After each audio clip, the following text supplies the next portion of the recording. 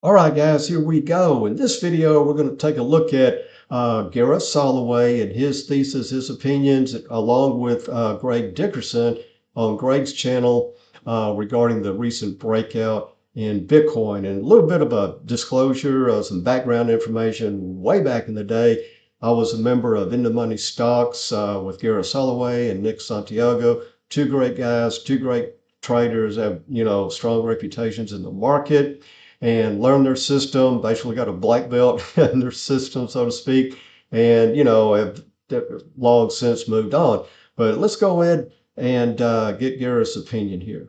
Breakout. We've gotten that, but I always said it would be a breakout that would get bulls to kind of jump back on the ship, but it probably is a shorter lived bull market run, intra bear market, right? So let me show my charts here because I think there's some cool things to look at. So number one, if we see this chart here, right, this is the bull run that we've just experienced. Incredible, right? I mean, we haven't experienced this in quite some time, but number one, I mean, it looks big, but if we zoom out on the chart, I think it's important to keep it in perspective, right? This is what we're talking about. This is what's getting all the hype, is this move up in Bitcoin. And again, Okay, very true, but let's go back in time real quick.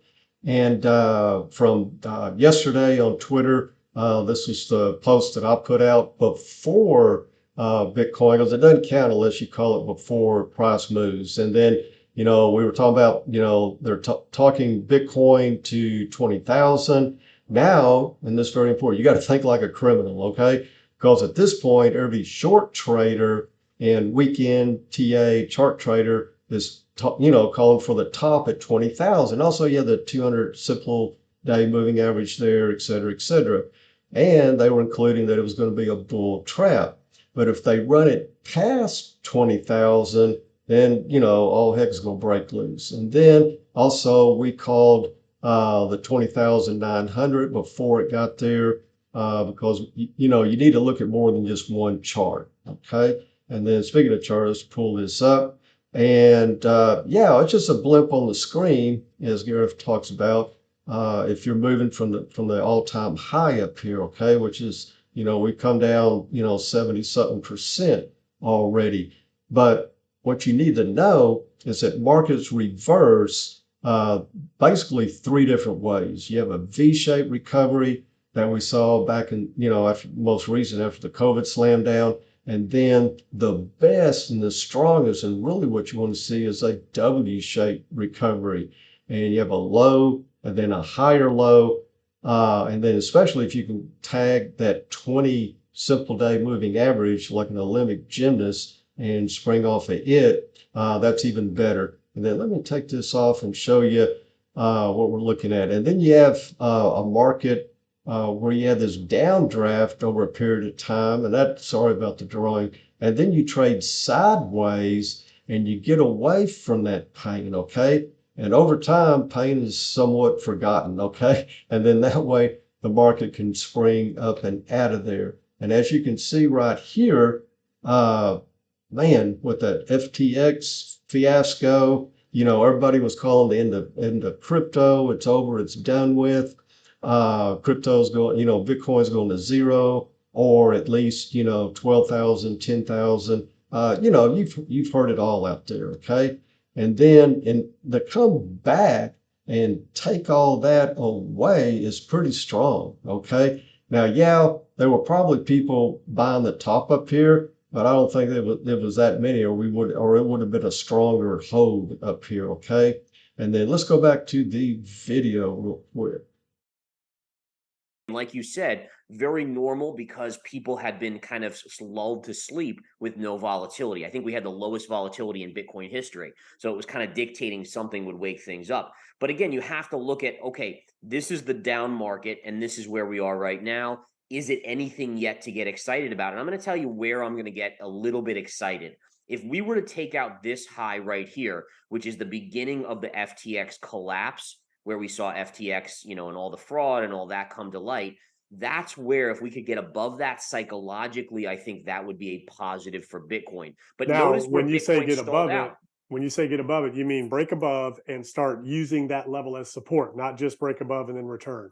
100%, right? So that's so important because people will see an intraday move above or even a close above, get very excited, and then they'll wonder why price gets slammed. Yeah, and that's a good point. A lot of times, at a high pivot like this, they'll throw a daily candle up there, or on a 2 minute chart, they'll throw a 2 minute candle up there if you're day trading. And then, be like a magnet, they'll suck in a lot of the retail crowd and then they'll dump it to the downside. So that's, an expectation. And, again, you got to think like a criminal in these markets. All right. So let's continue on. Slammed back down. So you want to see price get above and actually stay there and consolidate there, right? And again, if you look at where Bitcoin has stalled here, it's right at that level. Now, let's talk psychology of the markets, because this will be a great educational part, is that why do these levels have so much resistance? And the answer is this. Over here, you had choppy sideways to up move. You started to make moves to the upside right here, right here. A lot of people were buying Bitcoin. And then all of a sudden, that floor got just pulled out from under them. And they saw their accounts drop by 25, 35. Okay, and let me interrupt Gareth right quick here. And that's why on our shameless plug, you can ask any member, our Patreon members group, we never lose more than one candle, okay? As simple as that. That's our stop loss. And I can go more into detail on that in another video. But yeah, we didn't fall for that. 45%. In some altcoin cases, it was 50%. And so what happens is when price goes back there, those people that saw their 10,000 account at 5,000, they're made whole again. But at the same time, these big, huge candles, that was huge numbers of retail and probably institution people getting out. And then you had it stopped on a dime. Okay. There wasn't continuation to the downside, which is also amazing, but there's some reasons for that. We can talk about that on another video. Let's continue. And there's this psychological thing about saying, okay, I'm back to break even. Let me get out. Let me just walk away at this point. And that's why you have the technical resistance right at that level. So to me, this is the level I'm watching right around 21,500. Let's see in the next few days what happens. I actually put out a short signal on Ethereum yesterday when we were above 1550. I think we're in a position to see a pullback here. Yeah, I've kind of been. Okay, so let's go ahead and move to the charts right quick. Let me pop some things on here. And each one of these lines is significant. And let me give you a little, just real quick chart school. As price moves up, what you have to look for, and obviously, we've hit those areas, so it makes sense. You have to look for, potential resistance. Everything that happens on the chart, if you want to try to predict future price movement, happens on the left-hand side, okay? First of all, you look at your high and low pivots, previous support, resistance is going to be, previous, next support or resistance as you're coming up, okay? Or coming down next, or your moving averages, and next are your fib lines, okay? And the number of those that you have in one particular area, the stronger, the higher the odds, the higher probability that your thesis on which way the market is going to go is going to happen in that price range, okay? So let's go back right quick. Okay, this part we want to talk about next. In a matter of seconds, because it was that short covering, just squeezing going on. And again, that's the key, is that, if you look at the stock market, and you've been around for a long time, Greg, is that, you see these bear market rallies that are they call them rip your face off rallies because they're so intense and they get so much excitement from bulls. But again, if you look at the stock market, we've had moves like that. And in fact, I showed some charts earlier today. I posted one on Twitter, but basically what it was showing is that since Tesla has topped out, it had moves of 35%, 64%, 50%, and then even down here, you're at 18%, where it's, here we are with Bitcoin up, 25, 30% off of the lows. I mean, that kind of falls right in the midst of these moves that we've seen in Tesla. And I do liken Tesla and the type of people that are investing in Tesla. Okay, so let's look at the chart on that. And what Gareth is talking about here, I have Tesla pulled up as well. And yeah, it had a 63, percent bounce, a 51% bounce, but what we need to compare apples to apples. What happened is that technically Tesla ran from the lows of 2019 up over 3,000%, over a few years to the all-time high, then rolled over and had those big bounces. Okay, and that's apples to oranges. Okay, because Bitcoin has dropped 77% from its all-time highs, and we're doing the reverse. So that's why, I don't think that's a fair comparison, as Tesla was coming off a 3,000% move, and Bitcoin's coming from a big pullback. And speaking of that, okay, let's look at the monthly chart on Bitcoin. I have one pulled up here, and let's just go back to the beginning. Okay, not that the same thing's going to happen again and again and again, but here, I mean, in the lifetime 14 years of Bitcoin has been pretty much repeating the same deal. As you see, we have this consolidation zone breakout. Okay, and a little hint here: these are the white arrows, or our halving months. Now, this is a monthly chart, so I don't have it on the exact day, but it is on the correct month. Okay, breakout previous to the halving, and consolidation breakout, consolidation breakout. But the most important thing, or one of the most important things I want you to pay attention to, is that once Bitcoin makes an all-time high, then pulls back from that low, it does approximately a 15x. Okay, and then the price never comes back and takes out that previous all-time high. As you can see here, through some of these, white trend lines across or lines across the top. Now, this is current day right here. And could we, come back and take that out? Yeah, I mean, anything's possible. And the reason being, if the digital currency group or Tether or something like that pops off, like FTX, yeah, no telling, we got to pull all of our coins off the table at that point in time. Who knows? Okay, but right now, if those guys keep it together, I think we got a good chance of continuing on. So yeah, here we are right now, and as long as we don't take out this this pivot over here from 2017, 2018 there, we should be good to go. Now let me show you something else. All right, you need to follow this guy on Twitter, Nico Z. And this is very interesting. Okay, the halving historically, it happened on the bottom. So BTC, the bottom kind of forms around 470 days, give or take, before the next halving. As you see here, he has it mapped out. Okay, so let's go back to the chart.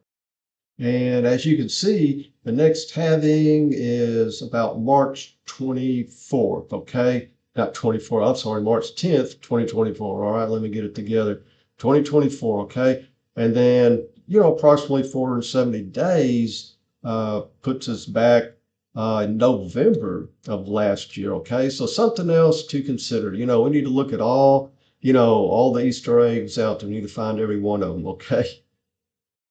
Okay, so let's go back to the video. Conducive Gareth and for a Greg. market reversal right now. It's just because Bitcoin is on the risk asset level like everything else. And I mean, the Fed is going to tell us when it's bull market on, and the Fed Right. has said the opposite. So you can't believe the Fed, follow the Fed, and bet on the Fed on the way up, and then completely ignore them on the way down. Albeit, I think a lot of the markets and a lot of the institutions out there are still doubting the Fed's resolve. So we're kind of in Yep. that cat and mouse game. And, if you go back to Bitcoin, zoom out and look at Bitcoin from the peak, Bitcoin's had, 40, 50% rallies or more since the peak. I mean, back in Yeah. June, it had a 40 something percent rally. Up there at the Do Kwon, I mean, we had some 60% rallies during that buying spree. That was Michael Saylor and Do Kwon there. Yeah, Yep. 47%. Yeah, that was 47% right there. This one was a little bit smaller. That was about 43, 43%. yeah. Right. So And I then mean, it's been 20s. Right. And so here you're at, what are we at right now? We're at 35%. So again, you could argue, just like you're saying, is that this is at this point, we don't know if this is anything bigger yet. And to really be kind of on that bull, like new bull market will be at all-time highs in 6 months from now is probably a little bit of a jump the gun type scenario. 6 months. What about next week? I think I was seeing that on. So you see their thesis. So let's go ahead and really dig in here and see, what could happen. Nothing's 100% in these markets, but we just try to, pick out the most logical technical analysis to use, and that's our theory. But of course, the first thing we look at is that we're far and away from the 20. And that's one of the things we teach is that you don't want to be buying an asset, doesn't matter if it's Tesla, Apple or Bitcoin, when you're far and away. And just like with athletics, everything is in timing and distance, okay? And the time, the last time we hit the 20 or were touching it was the 6th of January. And of course, we've had a great run here. So you have lots of distance here. But well, I said earlier, there's no guarantees, no 100%, but there really is on a couple of things. Okay, one is that price will always meet the 20 at some point in time, distance. The 20 and price will meet, and the only way price will allow that is for the 20 to catch up is either trade sideways or sideways and down. Okay, and it depends on how long that takes to either trade sideways, let the 20 catch up, or sideways and down over an extended period of time and let the 20 catch up. But that will happen. Okay, that is a guarantee of 100%. So when you're far and away, you want to be scaling out. Also, we're on a top time count here. So yeah, I mean the smart money is on a pullback. And those areas would probably be, back into the 200. And of course, like I've been preaching, you got to go back to, your high and low pivot areas where it was either previous support or previous resistance is where you're going to find that new support or resistance. Okay. And we have this low pivot here, this consolidation area. And so that is a key spot for hopefully, well, not hopefully, it doesn't really matter to us if it, goes up or comes down. You can make money on both sides of it. But the probability of it coming back, the first test would be right in here, retesting that 20,000, probably a wick down into the 200. And what we're looking for is that W formation, push up, come down, and then a 1, 2, 3. If you can count to 3 in this business, you can make money. That's the reason why I can. Okay, you got to keep it simple. But anyway, this is we preach this to our Patreon members. This is a significant price range level. You can use it on the daily, on the weekly, whatever. Speaking of the weekly, we'll look at that here in a second. But this is a must hold. So long as we're above 18,000, we'll just call it 600 for even round number. We're golden. And according to classical technical analysis, once you break a resistance line, a trend line, you'll come back and retest that breakout zone, kind of the, return to the scene of the crime, so to speak. Now let's look at the weekly real quick and take everything off of here. And the 20 is very significant. As a matter of fact, if you had, a family member that didn't know anything about the charts and you weren't able to, communicate with them, only thing you'd have to tell them, quite frankly, is, Uncle John, Aunt Jane, whatever, you want to add to or scale in. We never go 100% in, at the top or at the bottom. We slowly scale it just like the pros, just like the institutions do. Scale in and around the 20. And that's with Tesla, that's with Apple, that's with stocks, that's with gold and silver, that's with Bitcoin here. Scale in and around the 20 And then when you get far and away from the 20, start thinking about scaling out. And then when you start dipping under the 20, start scaling out positively, absolutely. Okay. And that's how you build, that's how you make multi-generational family wealth. Okay. And then of course at the same time, if you don't heed to that, you don't abide by that, that's how you lose, multi-generational family wealth as well. But okay, guys, appreciate you watching. Much love to everybody. Have a great weekend, and we will see you on the charts.